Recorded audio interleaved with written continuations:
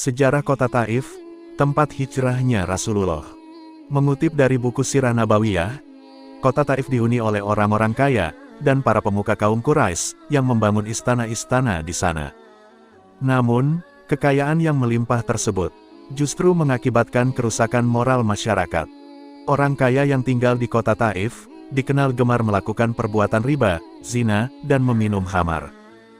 Kota Taif memiliki sumber air yang melimpah, tanah yang subur, pepohonan yang berbuah lebat, sehingga di kota itu banyak pembuatan khamar atau minuman anggur. Orang-orang dari suku Bani Sakif memegang kepemimpinan di kota Taif. Suku Bani Sakif juga menjadi salah satu suku terbesar di Jazirah Arab, yang diakui kekuatan dan kekayaannya. Di zaman Rasulullah, orang-orang di kota Taif yang berasal dari suku Bani Sakif bermusuhan dengan kaum Quraisy dalam bidang spiritual dan sosial politik. Kota Taif pada saat itu menjadi tempat penyembahan Lata, yaitu patung yang disembah dan dijadikan tujuan ritual tahunan. Sementara itu, kaum Quraisy memandang patung Lata sebagai pesaing patung Hubal atau patung milik kaum Quraisy yang paling besar. Keadaan penduduk kota Taif kurang lebih hampir sama dengan penduduk Quraisy yang menyembah patung. Hal tersebut membuat Rasulullah memilih kota Taif sebagai tujuan dakwahnya setelah ia dihina dan mendapat kekerasan dari kaum Quraisy di Makkah. Pada tahun ke-10 kenabian, Rasulullah kehilangan dua orang yang dicintainya, yaitu Siti Khadijah, istrinya yang selalu bersamanya dalam menyebarkan Islam, dan Abu Talib, pamannya yang selalu melindungi dan membelanya dari ancaman kafir Quraisy. Tahun tersebut dinamai tahun kesedihan. Setelah keduanya meninggal, orang-orang kafir Quraisy semakin berani mengganggu dan menyakiti Nabi Muhammad. Melihat kondisinya seperti itu, Nabi bersama Zaid berencana pergi ke Taif, wilayah yang berjarak sekitar 80 km dari Tanah Suci Mekah. Ada beberapa alasan Nabi Muhammad memilih Taif, antara lain, Taif merupakan kota kedua setelah Mekah.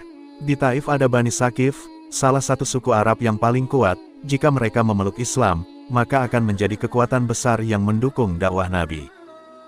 Jarak Taif tidak jauh dari Mekah sehingga orang Islam dapat membantu menyebarkan Islam di Taif dan Mekah.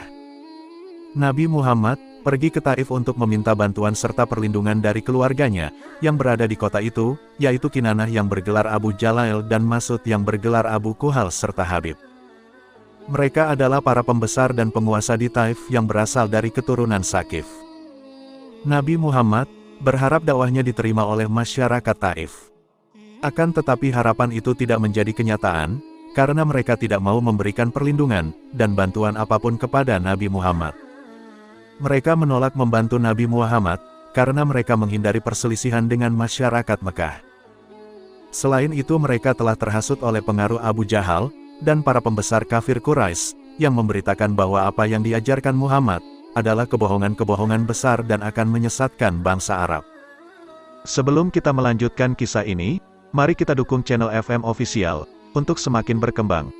Dengan cara subscribe dan menyalakan tombol loncengnya, tekan tombol like dan silahkan share video ini, agar banyak yang tahu tentang kisah ini, supaya kisah ini tidak berhenti pada kalian. Semoga yang kalian lakukan dinilai pahala oleh Allah Subhanahu wa Ta'ala. Amin ya Rabbal Alamin. Mereka mengusir Nabi Muhammad dengan dilempari batu oleh pemuda Taif. Nabi Muhammad mengalami luka parah akibat lemparan batu. Dengan pakaian yang berlumuran darah dan penuh luka, Nabi Muhammad meninggalkan Taif, menghindari kejaran penduduk Taif. Beliau beristirahat di sisi kebun anggur, milik dua bersaudara Utbah dan Syaibah, anak Rabi'ah.